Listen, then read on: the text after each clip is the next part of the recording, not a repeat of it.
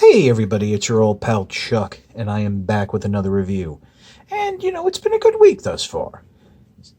Got some new albums, well, new for me, old for everybody else.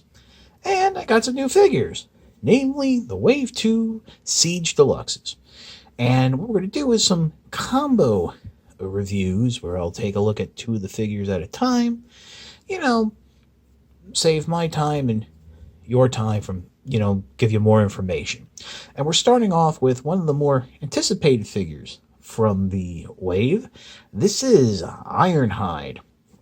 And let me just start off with one of the worst points of the figure, and it's unfortunately the weapon. As you can see, he has like some sort of handheld rocket launcher that can turn into a hammer, and I have it in hammer mode.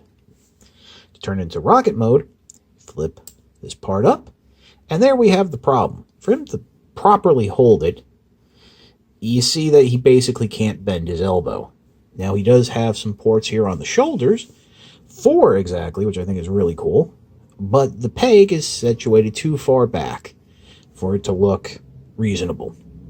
So, he'll be using this strictly in hammer mode, which isn't that bad because right behind here are some of those blast effect connect ports, so it can actually look like he's like launching the hammer or something. And there's a couple different grips, so he can carry it, or as you saw, hold it with a weapon. There is also a slot here, which, to be honest, I'm not 100% sure what it's exactly for. That could just be from the mold, or one of the Micromasters or Battle Masters will come with some effect piece with that kind of attachment. Who knows? Share your thoughts and ideas in the comments below. So I'm just going to put this off to the side, and we can look more in the figure. By the way, I do want to mention thank you everyone who's been watching my videos lately. I've been on a bit of a roll, and have been subscribing. I've actually done a little bit better than I initially was expecting by this point, and I do appreciate it. So, first off with Ironhide, you can tell he's not hollow all the way through. There is a gap there, well, I should say hollowness in the chest, but it's closed off. It's not like it's open in the back or anything.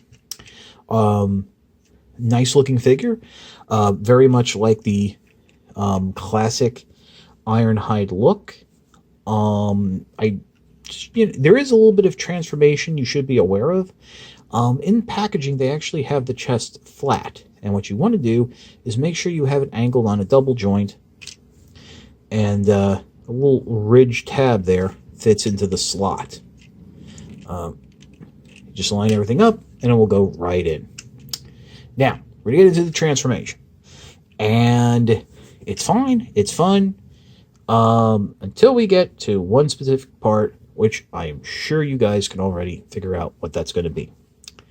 To start us off, go ahead and open up the chest. You want to bring it out all the way straight on that double hinge. Fold the head down, and then bring the whole chest up flat on that hinge, so it'll close up like so. Next, what you can do is come around the back here, fold this back section down, just so it's straight and out of the way. Next, you're going to fold the arms out on the shoulder joint. Now, be careful, because there is a secondary joint. The red joint is for transformation. You're going to rotate the arms forward, so the ports on the arm, shoulder, and forearm are facing towards you, and then you'll bring them up on this red joint, finagle it around under, so you're going to angle them down ever so slightly, and then peg them together by the forearm right here. So we've done that. The next step is to come down to the legs, and this is where we have the problem. I'm sure, as you've heard from many other people who've gotten these figures, there are issues with the flap, and I'm really disappointed because it's almost the same kind of issue that's on Voyager Starscream's chest flap. These are frictioned in place, and they don't friction well. So you want to bring these side panels up to an angle. That will give you the clearance to come into the leg and open up these ports. And what happens is, if you don't have these clearly out of the way, the edge of the door here can knock the panels off the hinge.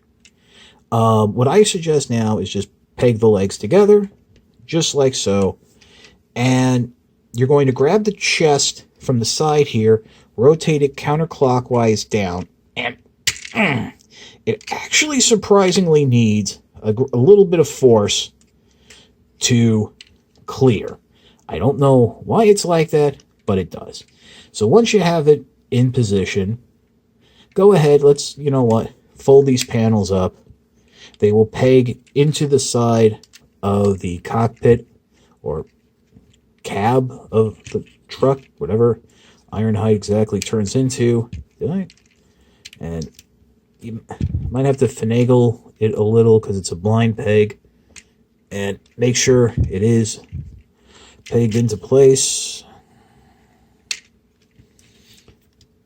It's actually usually not this difficult to do. It's just me, because that's how it works for me sometimes. But I am also trying to make sure that those panels don't pop out. And you can go ahead and come up and close this back paneling together, just like that. And then the last thing to do is flip that panel back up, and it will friction into place. And here you have Ironhide in its truck mode. You can come in, peg the cannon there in. The truck rolls quite nicely. It's a solid piece, but I should mention that the plastic does feel a little soft to me, a little thin. Another thing I should also mention is you go back and open up these panels here on the side. You'll notice that there are some more combat system ports that you can peg weapons into. And that will explain what... Holy Moses, that pegs in. That explains why I have the next figure we're going to take a look at in this review, SixGun. Okay, here's SixGun. For those of you who are not familiar, SixGun was originally a figure, well, I guess you can call him a figure, that came with the original Metroplex toy. And the figure was made up of a central torso and a chest piece that formed a tower, and Metroplex's black guns formed its arms, while his handguns formed the legs. And that's basically how he got the name SixGun, because there was like 6 barrels or something. I think they even gave him like an extra gun just to peg into the shoulder cannon to make it look like hands. I don't know. Well, unfortunately, this figure is not in scale with Titan class Metroplex. That's very disappointing. Its legs, which are great updates to the classic Metroplex guns, would just not fit with Titan Metroplex. But this is a really cool figure, and unlike Cog, who I felt formed more armor pieces than weapons, this guy forms a ton of weapons. It is, you do see elements of the classic SixGun, like right here. This whole section would have, if it was all black, would be Metroplex's shoulder guns, and here are the feet here for the blasters. Now, it is a parts former for transformation. That is unfortunate. That's just how it goes. So to start off, you want to straighten the elbows out. They do actually, the forearms will peg into pegs on the end of these black guns. That does help hold the arms into place. Next, what you want to do is straighten up the back guns here, and then remove the tips, which are, by the way, the same type of blaster part that came with Sideswipe. So if you want to steal one of these for his launcher, so he can have a handheld weapon and a not an odd looking shoulder launcher, you can do that. And then what we're going to do is very barbarically rip the arms off. Now we're going to go out of order of the instructions a little bit. What you want to do is come back here, flip these I guess mortar launchers or whatever down, rotate the head around, and we folded those mortar launchers down so you can get your fingers in there and flip up that white panel. Just so you know, in the packaging, it's flipped up like this. It should be for robot mode flat down, and for vehicle mode, flip it up all the way, come back around the front, flip up this front piece, and then on the side here, you're going to unpeg these sections here, and that will free up the head and shoulder area to remove from the torso. So we'll put that off to the side, or since we can just save time, with the black sections facing up, with the white peg, peg this into the side of the torso shoulder piece, and you have a little flying craft. Whee! Unfortunately, this would make a great update to the Green Goblin flying. What was it called? The Green Goblin flying chariot or something, or the flying board. But unfortunately, the peg there doesn't allow it to sit properly on the ground, and it can't be folded up. Coming back to the torso here, I'm going to turn it back around, and this section with the cannons is on a double hinge, so you want to make sure that folds up flat right there. Next, you'll fold the waist around, and to make your life easy, go ahead and fold the toes down. They're not going to sit flush. The instructions are a little ambiguous about that, but they just don't. You could also fold them up all the way, but in the opposite direction, but for vehicle mode, you want them down like this. And next, what you'll do is there are slots on the thigh that will peg into, I guess you can say, what was the crotch area or so. And you just got to wiggle jiggle that into place, let the plastic do its job, and then you'll bend down at the knee. The legs really don't peg together. You kind of think they would because there is like some slots there, but no, it's just good old friction and the limits of the joint holding everything. And then that peg I mentioned will peg right there. And there you have SixGun in its vehicle mode, which is like some sort of weaponized drone. Now, as I mentioned, this figure can be disassembled into multiple weapons. So we'll start off separating the top like that. We'll unpeg the legs from the chest, and then we'll pull them out from the hips. They do stay in a little bit better than Cog's legs. The instructions show leaving that toe joint down, so we'll just do that. And on the back here, there are handles. Now, those are kind of wimpy guns, so what I like to do is take the smaller pistols from the Sideswipe mold, and they go in right there, and that's actually a really cool looking update to the old G1 Metroplex blaster. This you can do a few things with, but we're going to leave it the way it is right now. It does, of course, have a little peg right there that can fold out.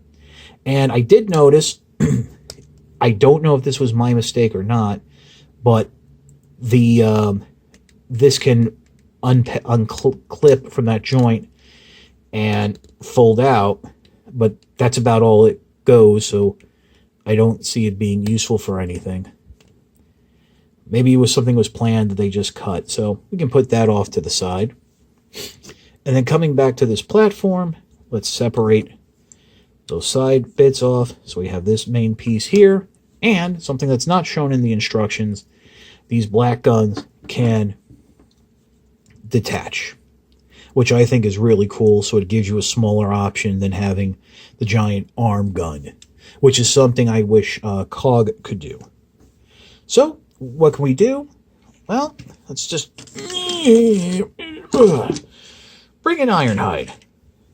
As I mentioned, he does have those extra ports on the inside, so you can just start plugging things in. Plugging things in. Don't mind me, I'm plugging things in. Yeah, that's how I'm doing it, I'm plugging them in, yeah. Plugging them in, look at me, I'm plugging them in. Can't you see I'm plugging them in? There we go, they're plugged right in. Unfortunately, putting the guns there kind of covers that front. I could have probably moved those up, but you get the idea. And then for the back here, you know, since the feet are exposed, you can do something like, because it's pegged together. Well, maybe we can do a little something like that. I mean, really, you get the gist of it. There is one thing that I discovered that I want to show you how to do, and we'll actually use it as I give you my final thoughts. So I'm going to pause, transform Ironhide, and I'll show you my final work. And here we are. This is it. This is why I paired Ironhide with SixGun. Basically what I did is I took that head and shoulder section. I pegged the mortar backpack waist torso part underneath so it would lay flat. I'm not thrilled with it, but it's really the only way if I want to use this this white piece as a scooter or flying platform of flying platform of sorts. That's really how I've been able to figure it out.